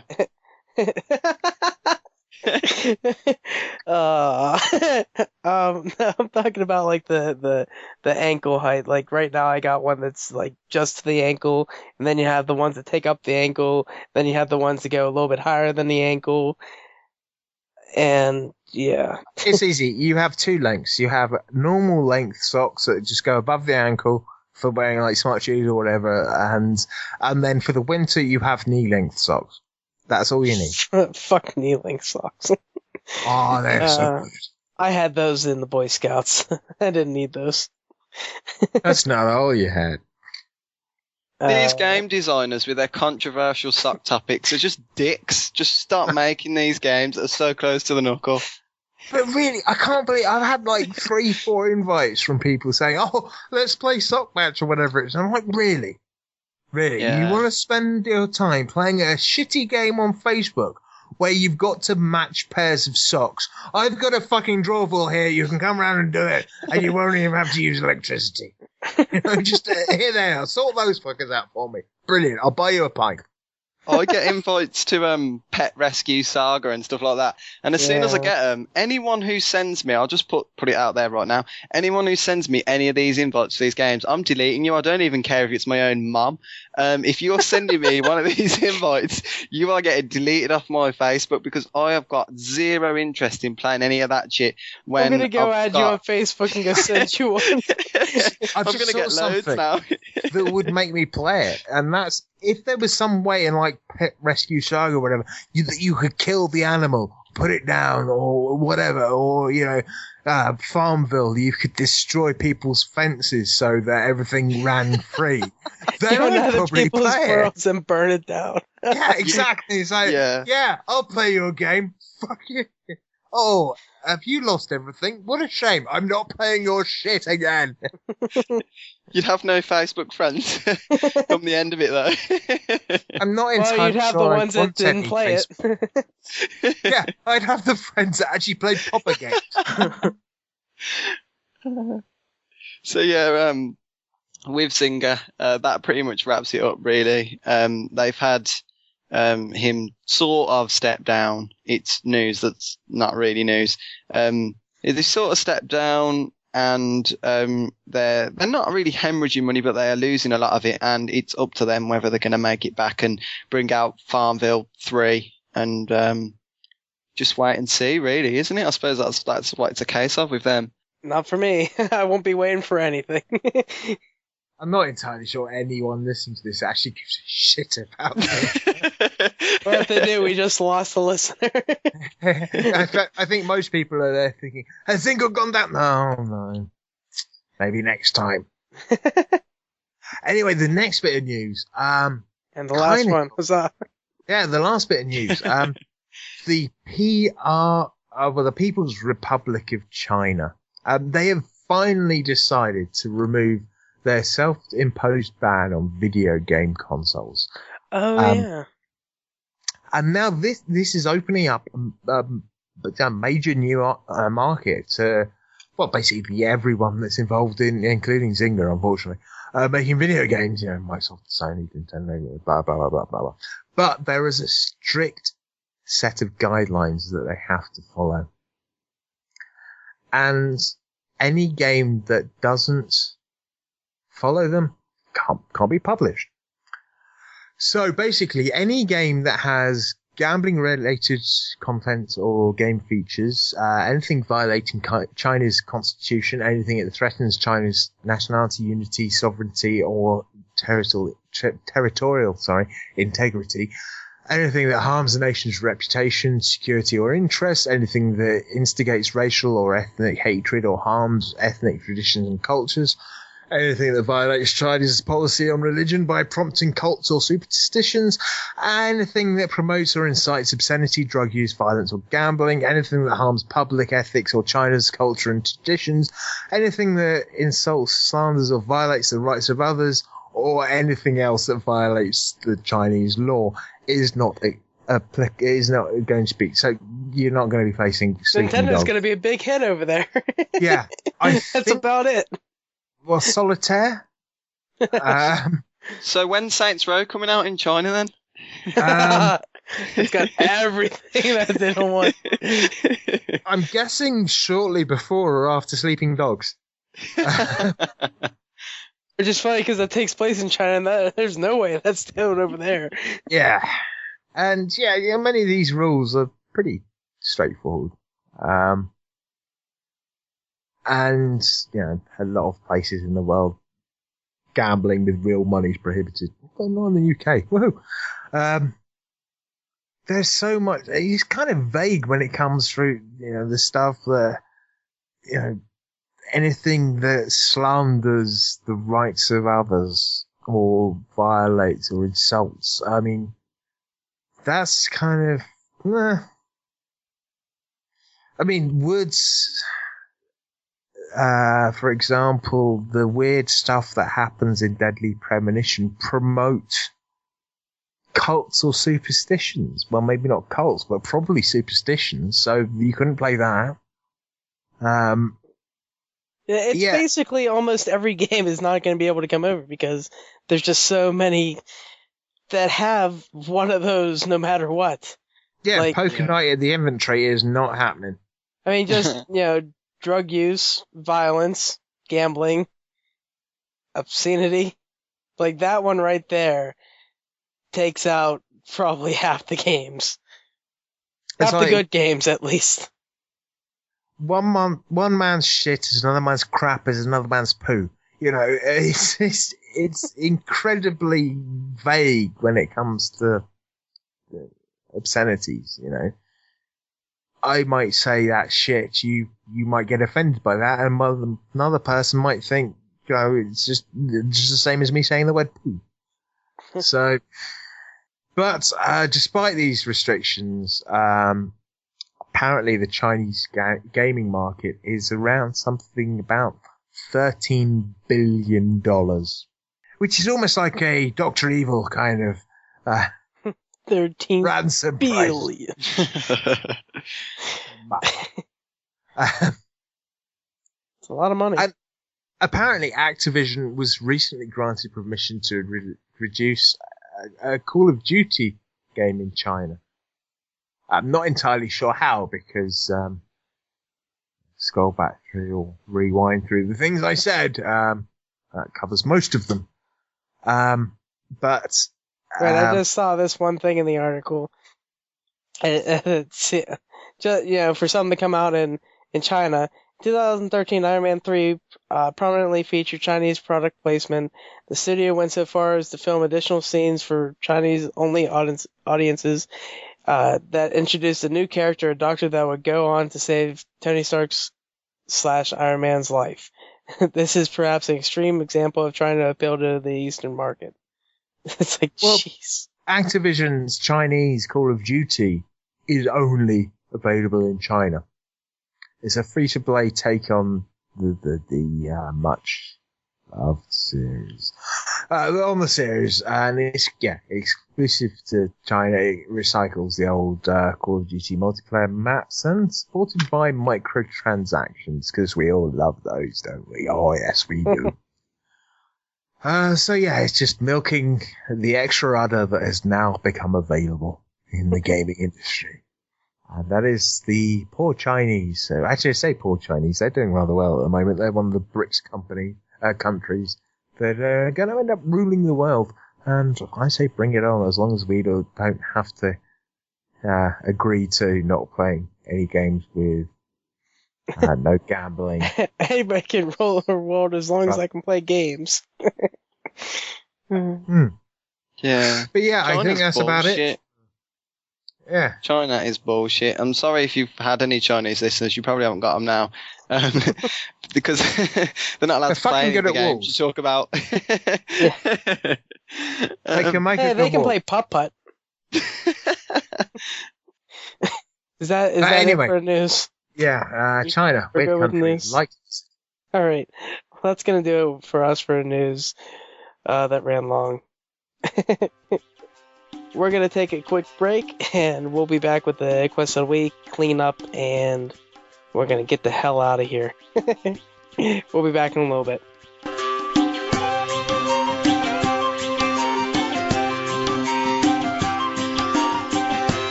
Hey guys, it's Teflon. I know you guys wanted more voicemails, so I thought I would call in my TGM quest for this week. The question was, when given the option to play a good character or an evil character, which do you prefer? Well, I found that when I was younger, I used to play a lot of evil characters. But then as I get older, I tend to gravitate more towards the good side. Except if it's a Star Wars game, then it's all dark side all the time. But if it's generally a neutral situation where actions can go either way, I generally just go with whatever I feel at the time and then let the consequences be what they're going to be. So that's my thoughts on the quest of the week. Have a good show. Catch you later. All right, we are back, and thank you, Teflon, for your voicemail. We finally got a voicemail, yes. And he, as you heard, he answered your quest of the week, and apparently he's, unless he's playing Star Wars, he normally goes good or whatever he feels is him. So I think it's kind of like you, Dan. You said you normally play like how you would choose as yourself. Well, yeah, but I think before we continue, it was given us to us by some guy called John. I have no idea who he is. No, nor me. No. Yeah, John brought the question in his email last week, and it helped me to decide what I wanted to use for the quest of the week. Us being the cheap, lazy bastards that we are, I thought, well, that'll do. Worked for me. But yeah, we actually got other answers to the quest of the week, and Steve JSS Life Lake said at the Games and RPG #TGM Quest, I always play a shining pillar of righteousness first time through. And who wants to take Mr. Kryptonians? Long-time listener, Ryan Truman, aka Kryptonians, said at the Games and RPG #TGM Quest, good to be cool, because although bad is fun, you can do what you want, I feel good is more rewarding in the long run. Which is kind of interesting, because a lot of the games I've played when I've played as the bad playthrough, it's been far more rewarding being evil. Although, certain games you get less poontang. There's different scenarios with that really. There's some games that you can get better out of bad and better out of good. One good example of that would be like BioShock, where you can either harvest the sisters or not harvest them, and if you don't harvest them, you're not getting as much atom out of them, but you're getting presents and stuff like that a little bit later. So you do get stuff, more stuff. And of course you get a different ending as well. Yes, and the endings too. But that was our quest of the week, and our next quest of the week, Dan, you can say this. This week's quest of the week, I mentioned something about it earlier, and it was all about the whole Call of Duty player who's in the game calling in the SWAT team, and we'd like to know what the most outrageous thing you've ever done is whilst rage quitting, or, along those lines. I'm guessing we're going to get a load of people saying they threw their controller against the wall or punched their TV. Actually, I did that once. I punched my TV once, and I cracked the screen. I just got really pissed off with something not working. I was like, ah! And I was I've like, never cracked the screen. I've punched TV. I've thrown controllers. I have bent controllers in my hand, and something didn't work on them. Right, the thing was, I had a load of mates around. We had a fair bit to drink. I get pissed off, punch the TV, and actually, it starts off before that. Mum ordered this TV for her house from Argos. Oh, I think I remember this one. You said you knocked it off the table or something like that. She ends up complaining, saying, "Oh, it's not turned up. It's not turned up." And they're like, "Oh, well, it's in Norwich at the moment. It should arrive in the next few days." She said, "No, this isn't good enough. You've had my money for nearly a month, and I still haven't got a television. Send me a new one now." So they send her the new one, and it arrives the next day. 2 days later, another TV arrives, the original one that was sent. And I was like, "Oh, what should I do? I should send it back." And I was like, "Well, no, it's not really your fault that you've got two of these TV. Well, it kind of is, but you shouldn't have to pay to send it back. Just wait until they ask for it back and make them pay the postage." And she's like, "Oh, okay." And so eventually, nothing happens, and I'm like, "Well, I kind of need a new TV. Perhaps, I keep all the boxes just in case they ask. Keep all the packaging." And she's like, "Okay, well, as long as nothing happens to it, you can have it." And so about a year later, I got this TV. It's a small TV. It was like 170 quid. It was like 17, 18-inch widescreen TV. Not very widescreen TV, admittedly. And lads round, trying to do something. Something gets wrong. I get pissed off, punch the screen. I didn't mean to punch the screen, but I did punch the screen. I meant to punch the air, but the screen was right there. Yeah. And it cracks it. And everyone's like, "Oh, what have you done? I can't believe you've done that." I was like, "I'll be back in a minute." So I unplug my TV, go round to Mum's about 2 o'clock in the morning, and swap them round. the next stage, she's like, I don't know what's happened to my TV. I think the cleaner might have dusted it too hard. And I was like, well, yeah, that can happen. Oh, shit. Oh, your mom.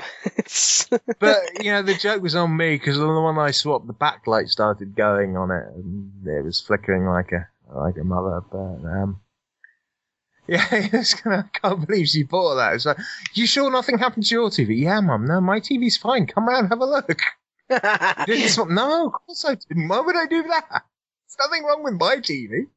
I think I'm crazy enough to grab a TV from your house and trade it with mine. Jeez. What kind of son do you think I am? I remember saying, yeah, I couldn't have done that. The dog would have woken up. He'd have started barking. She was like, yeah, you're right. It would have. Jeez. Oh, man. Yeah. I've never actually broken anything in a rage gaming related, but a guy did try and basically he tried to break me in a gaming rage because I was round at Macca from the Play Vault podcasts. I was round his apartment and we was all playing FIFA because that's pretty much the only game that he owns. Macca. No, Packer-Macca. What's Packer-Macca? A Packer-Mac. These old Macintoshes you can get that would fold up into a bum bag. You clip around your waist. Well, he's just got a new nickname on our podcast now. I went round his place and I don't know if I'm allowed to name and shame him on the podcast, but I'm going to do it anyway. There was this lad there called Carrick, and we were playing a couple of games of FIFA and having a few drinks, and as you do, I beat him at FIFA. I think it was I'm not a very good player. I beat him maybe it was 2-0, 2-1, something like that. And he just flipped out and started going into this blind rage and sort of, he launched himself towards me. Now, he's a friend of a friend, so I didn't really know him that well. And I sort of flipped out and went back at him, and we ended up tangling together, and I know I got thrown out of Macca's apartment for that. So I want everyone that knows that anyone that does on the off chance listen to the podcast, make sure you email him and give him loads of grief about that, because he threw me out of his apartment because his friend flipped and tried to attack me. You just got a Play Vault segment on the games for now. So basically, gaming rage is a really serious, it's a serious condition, and I think we need to start up some sort of charity like those Oxfam adverts that always come on. We're going to the TGM check, so we got a decent amount this week. So I think people are actually listening, or now they're listening because the RSS feed is all back up and working again, and yeah, we can tell how many idiots have got iPhones. Good. But anyway, I will take the first one, and this one is actually, you know what? I'm going to let you, John, because he actually tweeted you right before, and I think because he saw you were on this podcast, that's the reason he did it, so I'll let you do it. Oh, he's just a beautiful man. Absolutely beautiful man. PG Tip 77 at the Gamesmen RPG. Finally started Skyrim DLC. Started with Dragonborn. Hashtag TGM check. Every time I see his name on Twitter, I want to make a cup of tea. Yeah, I just think about boobs because I accidentally pronounced his name on the Play Vault podcast, PG Tits 77. But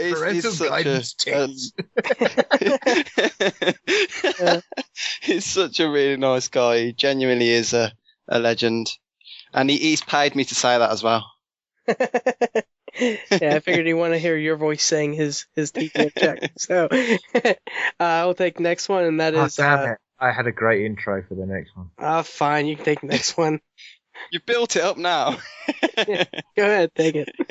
And the next one is from another legend in his own underpants, and that is Mr. Marcanix. And he says at the Gamesmen RPG, hashtag TGM check, the Sublime Brothers, A Tale of Two Sons. Metal Gear Solid, Rising Revengeance, and Trials, Fusion, and Octa. Octodad. I played one of them, and it's brilliant. The others I'm waiting for. Oh yeah, that's right. You haven't played Octodad yet. And you're supposed to be getting Trials Fusion. Yeah, I know. I emailed the guy, and he hasn't bought it or replied yet, so I don't know if he said somewhere between £10 and £15. The game's $15.99, so it's a little bit past the £15, but he hasn't said yes or no. So maybe it'll turn up at some point. Right. And I guess since we're giving people intros, number one fan of the show, Teflon212. And that's all I can do because I can't think of anything amazing to say. Other than we spent a lot of time on Google Maps last night looking at stuff. Sending each other coordinates and looking at stuff. But anyway, Teflon212 at the Gamesmen RPG, hashtag TGM check. Lots more Dragon Age Origins, and he keeps bitching at me that I need to keep playing it too. Talking about people bitching about people playing games that they should have finished by now. Did I see you saying you had the last hour of something to finish, even though you've been bitching at me for ages to finally finish Origins? I forgot about Rage. Just stop playing my Xbox. I'll go back to it. Don't hurry. I just need to finish Witcher and Witcher 2, and I'll finish that one. Or if I get time. Anyway, lots more Dragon Age Origins, some Titanfall, and some more Hearthstone. He loves that game. And the next one is from a guy that has such a sexy and smooth radio voice. He's just got a voice that is just meant to be listened to and loved by so many people. I can barely control myself when I hear him on the podcast. And now you're on his podcast. Wait, I didn't put a TGM check in. You're British. Another British person can't find your voice sexy. Yeah, that's true. Only American females. And it's from at JSS Lifelike, at the Gamesman RPG, hashtag TGM check. Borderlands 2 Thief. Oh, I'm so sorry. With Mantle and True Audio patch, plus signed up for Transformers Universe beta. Yeah, I didn't know that was a thing. Yeah, he literally just did that today, and he texted me. I'm sure I signed up for that ages ago when Steve told me about it. They had redone the sign up or something. Anyway. The last TGM check is from Mr. I Got My PC Kryptonians, and he says, at the Gamesman RPG, hashtag TGM check, Dragon Age 2, League of Legends, GTA 5, Silent Hill, Homecoming, Pro Evo 5, Castle Clash, and Yu-Gi-Oh! 5Ds. Yeah, I have no idea what that is. 5 Dimensions, maybe? I don't know any Yu-Gi-Oh! Games, so I don't know which it is. And it's just it changed to Yu-Gi-Oh! 32 double Ds, which makes far more sense. And it sounds like something I might buy. Actually, that reminds me, have you seen those iPhone cases you can get in Japan that have like anime style girls with 3D squishable boobies on the back of the case? Yeah, they just made those mouse pads that are they had mouse pads that had like the anime. Actually, my cousin got one where it has like the part where you rest your wrist is boobs. Yeah, in between the cleave. Yep. Yep. And we're just going to leave that there, and we're going to move on to the shout-outs. So I think we're going to go with John first, and I'm sure he's going to shout out the Playfault boobs. So. Okay. Yeah. I think I've already talked a little bit too much about the Playfault, so I'm not going to do that obligatory bit where I plug my own stuff. Well, you kind of they know who they are. Well, I'm not going to name them. I'm going to create that mystery, so then people just head on over there to listen, just to find out who I'm talking about. Oh, it's me. So yeah, shout out to those guys. Shout out to you guys as well, of course, for having me on, and I've enjoyed listening to the last sort of 5 or 6 shows since it finally works for iPhone, and it's been good. I had a bit of a blowout and listened to it all sort of pretty much in one day, like my email said. Some were on the bus, train, toilet. I forgot to mention that some were while I was washing up. And other really exciting times that I've shared with you guys while I've been listening to you. Well, washing his balls. I want to shout. I think that's reserved for the overseas connection. You don't want to know what I do listening to their podcast. Does it help you last longer? I don't know. I'll ask her. I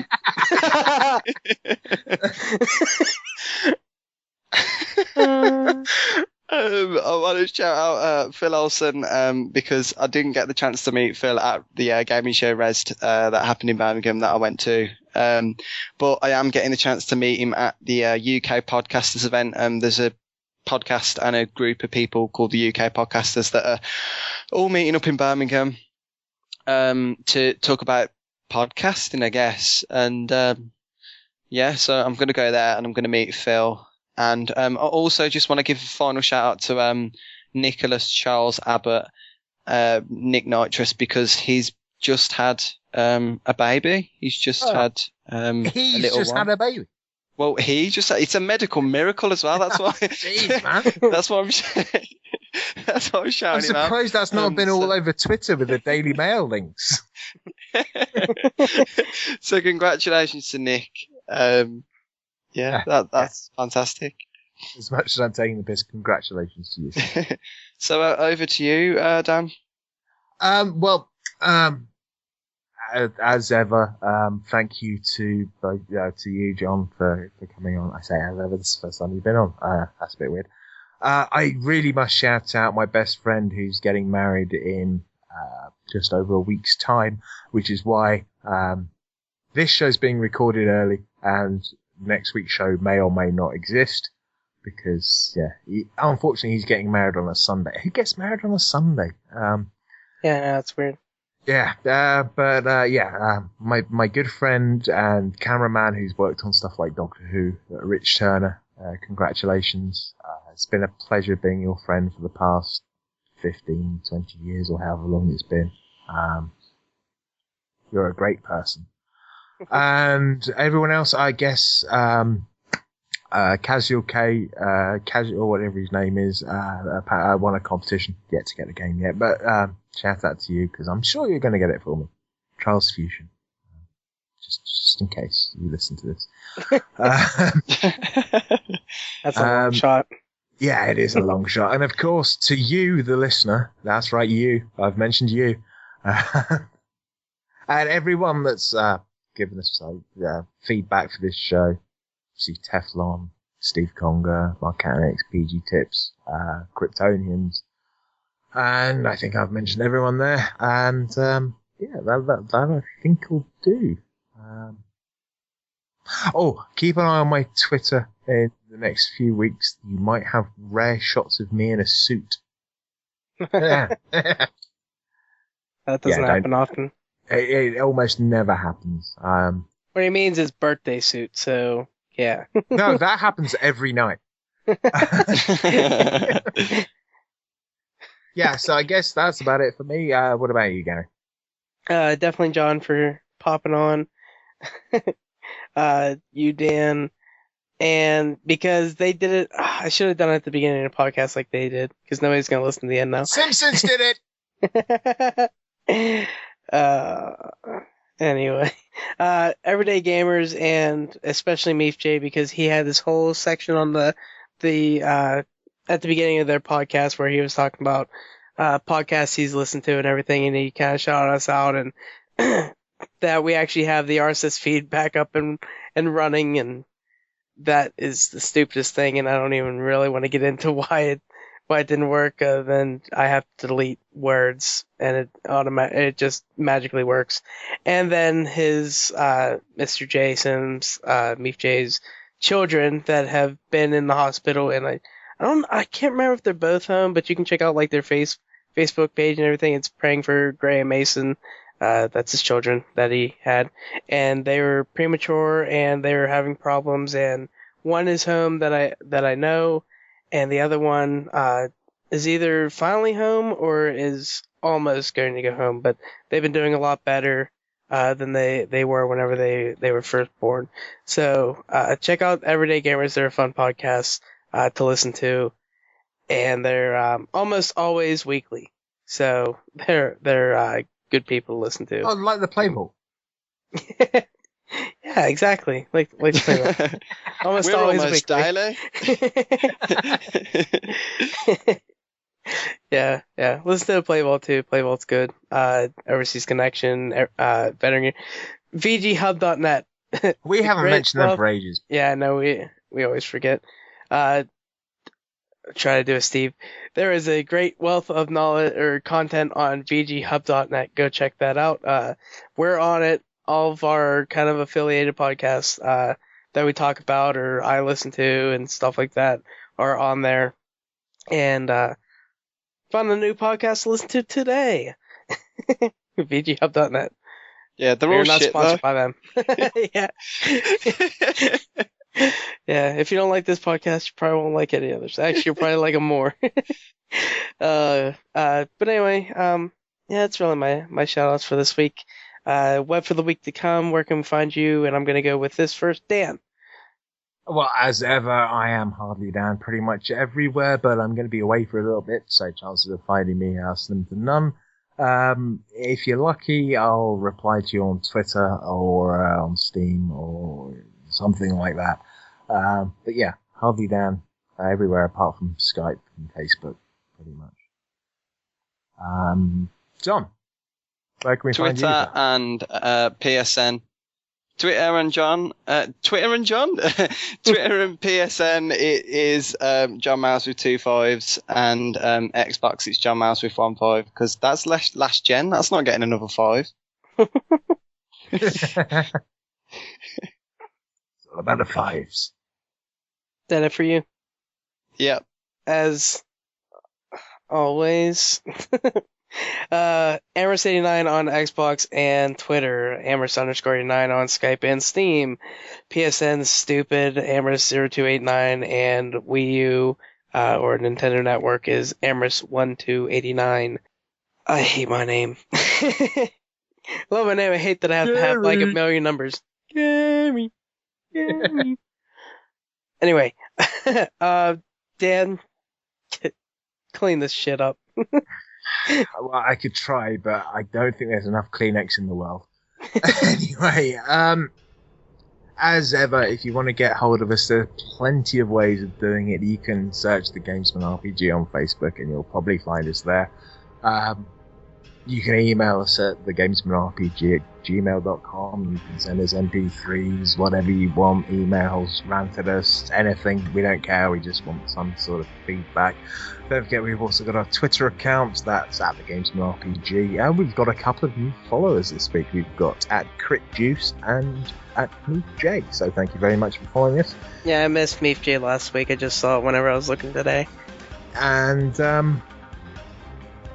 we've also got our YouTube channel, which is youtube.com/thegamesmenrpg.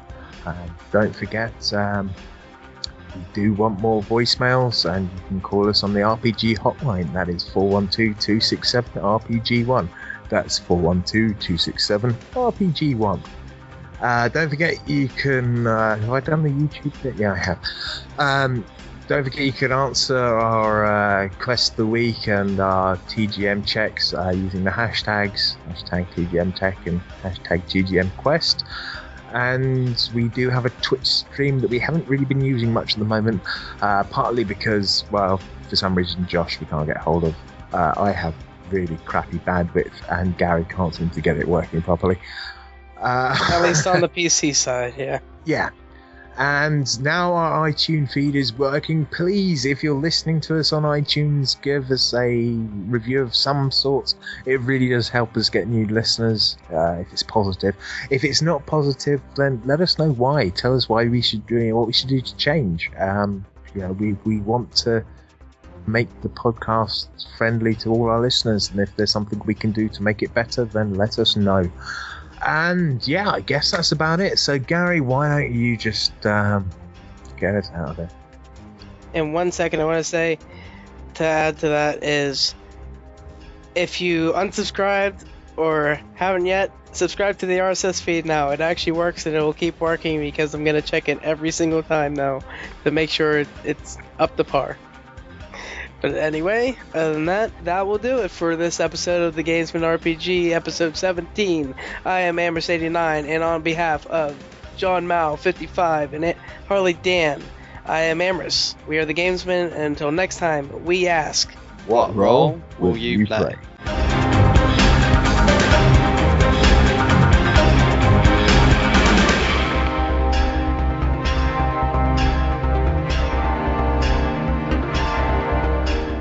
Oh, yeah, well, when's the last time you actually recorded your podcast? Wow, I don't edit anymore because of all the... No, because of all the stuff I've got to do, like, and because I'm so important and stuff, I don't edit. It's always good to have a minion. Well, Andrew edits the show for us, so we actually recorded 2.5 weeks ago, and he's only just got round to it now. But we're doing another show on Saturday morning. That's terrible. I know a guy that's really quick at editing. You should perhaps give him a shout. This guy called Gary. He's not bad. The turnover is brilliant. Well, all I do is the day after we record, I after I get off work, I sit at the computer all night and edit and get it out. What I tend to do, Gary will sort them out so that it kind of goes in turn. I tend to read them whilst he's talking about his.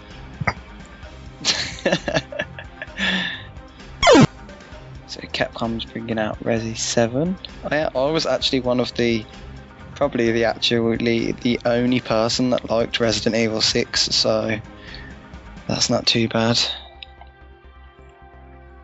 Okay, I do every now and then make these confessions on the show. Gary's going to probably hear this and put it in the show anyway. Along with not liking platformers, having only played a bit of one Zelda game, I have also never played a Resident Evil game. Well, that's alright, most of them are crap. Or Silent Hill, for that matter. Most of those are crap as well. Whoop-de-doo! I've got, although my opinion, it doesn't hold much weight on the play vault because I have a bit of a tendency for liking, I'm going to call them underrated, but I have a feeling that my co-hosts would call them crap games. I really enjoyed both the Kane and Lynch games, and Lost Planet 2 is one of my favourite games of the, it's the last generation now.